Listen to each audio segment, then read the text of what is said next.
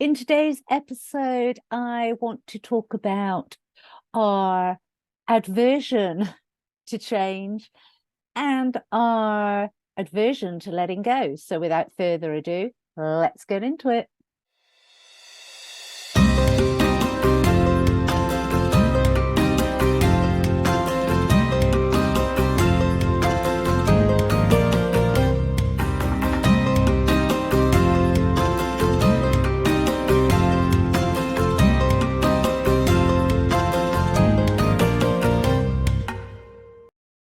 Hi, and welcome to Oak Door. For those of you that don't know me, my name is Claire Atyeo.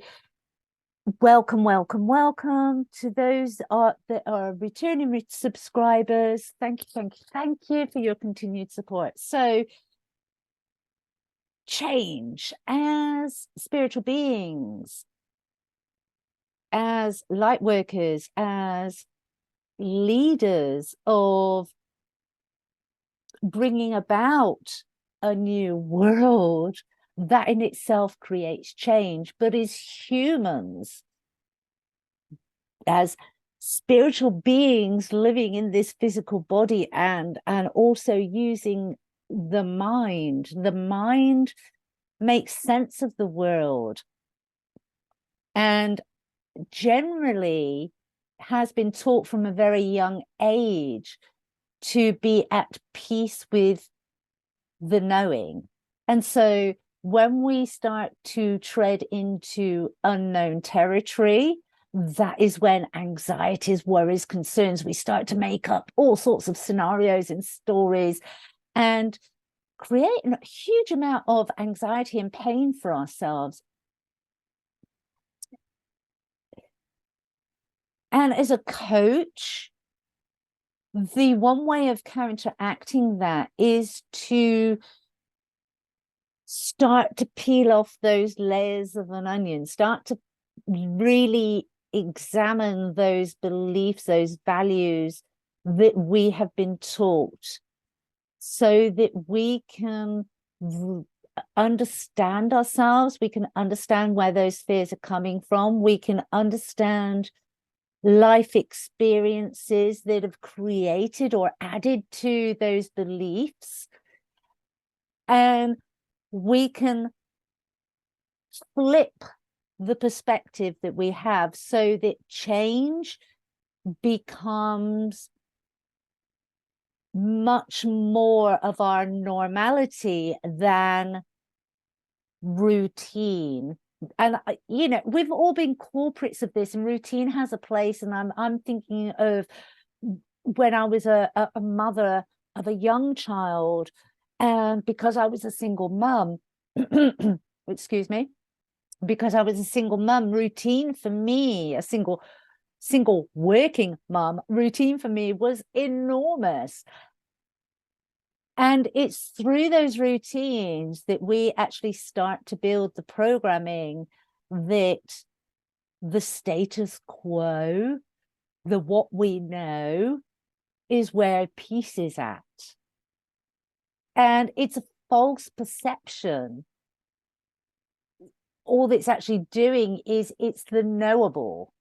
And we're getting peace from the knowable. And what we need to be doing as spiritual beings is to teach ourselves that there is also peace within the unknowable. We need to teach ourselves to pull away and let go of that response of reaction, that making up scenarios, trying to control where the unknowable is going to go. And of course we can't do that, and so we're inevitably in the head rather than the heart space.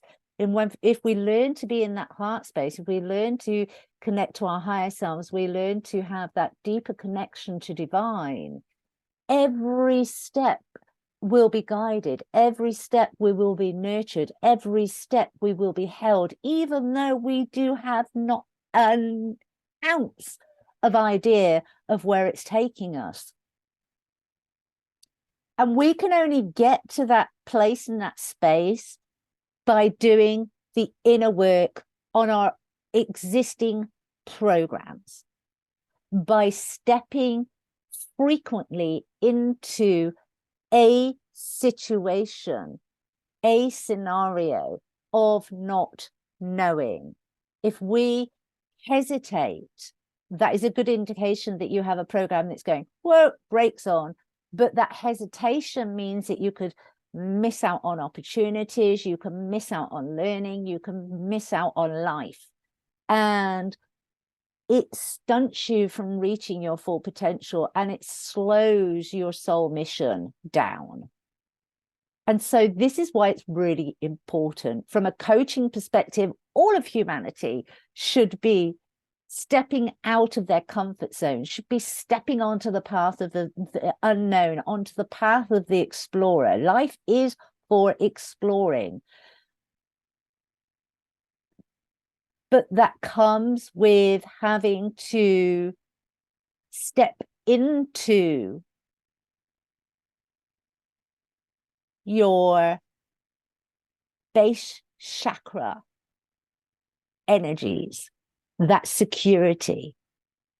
And that's where the healing comes in. That's where, as spiritual leaders, we're always saying, do the healing, do the healing, do the healing. And I know even I'm kind of like, oh God, really more healing. It's so tedious. But it's through working through these programs, through these beliefs, through these values, through these impressions of self-worth that we have, and really building a solid foundation, especially in those bottom three chakras. So we're looking at the base, we're looking at the sacral, we're looking at the solar plexus, because that's all the physical realm. Once we actually work through those, everything else just slots into place. Is there work there to be done? Is there layers to take off? Is there more depth to it? Is there more understanding? Is there more knowledge to gain? More light codes to unlock with that already exist in us? More light codes to have drop in? Absolutely. We're always saying release, release, release, and then you give space for more to drop in. But you really do need to have that base chakra and the other two chakras with very, very solid foundations. And the only way that you can do that is for you to put the time in, for you to do the work, for you to discover, okay, there's a fear there, there's a negative belief here, there's a perception there that is not aligned to my highest good. And it's only when you start to work on those and you start to get rid of the loose gravel and start cementing a firm foundation in place for yourself, will you then feel more comfortable. And so if you do nothing else, if you concentrate on nothing else over the next 3 months, then focus on those chakras, focus on uncovering the self-deceit. And I say that, and I hesitated then because it's a really bitter pill to swallow. But if you can make yourself swallow it, and you can understand the lies that your own mind are telling you, all in the guise of keeping you safe and keeping you normal and keeping everything running smoothly. But if you can pull your big girl or big boy pants up and go, okay, I am BSing myself there. That is not who I am at a soul level. That is not what I believe. Those impressions have been put upon me, and I took them in because it was more comfortable to do so. And it's harder to kind of step away and go, no, that's not me. Because we have a lot going on. We have a lot of societal constraints. We have a lot of family dynamics in which to fit in. We have a lot of responsibilities within our own families of which we need to make functional. But if we can actually step away from that and go, okay, what is right for me? What is making me fearful? What is holding me back? What beliefs and values am I running that aren't true? What is my inner talk? How is my inner talk lying to me that is stopping me from stepping out of my comfort zone and into and onto my path of alignment? Because there's a lot of work to be done, and there are a lot of light workers out there that really are holding back. And you know who you are. I'm not going to point you out. You know who you are, whether you're holding back because of experiences this life, or you're holding back because of fears, and you can dress them up however you want and tell yourself that they're not a fear, they're just a concern, or it's something that needs to play itself out. I am the master.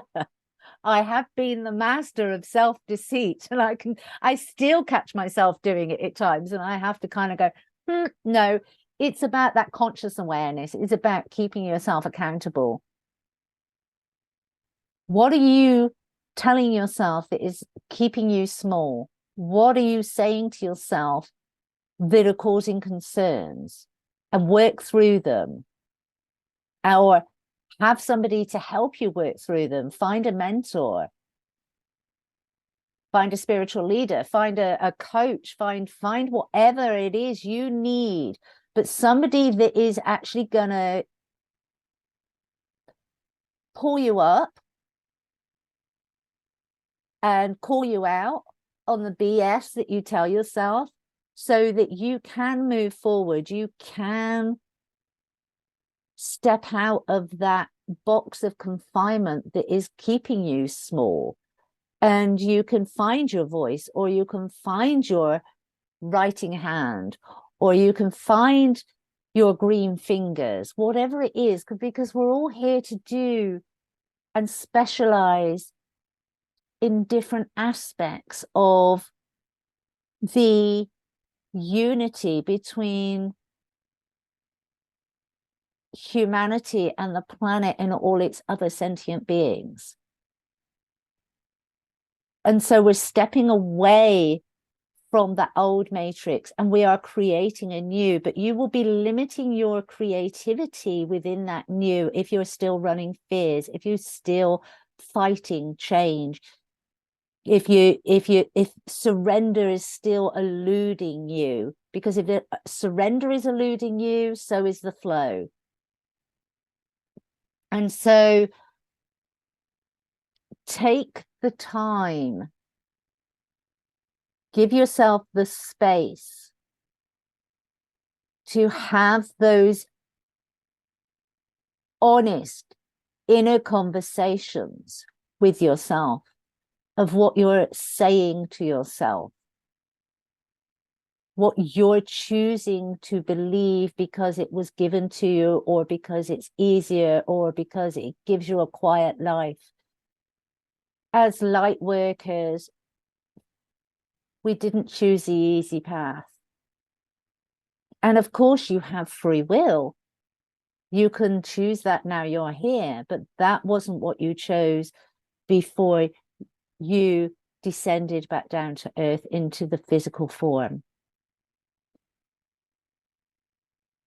And so there's magic within you. If you're a light worker, there's magic within you. Are you choosing to believe that? Or are you allowing societal or family constraints to water down that magic and stop you from stepping into who you truly came here to be, and stopping you from truly doing what you came here to do? And I'll leave it at that. I love you all. Bye-bye.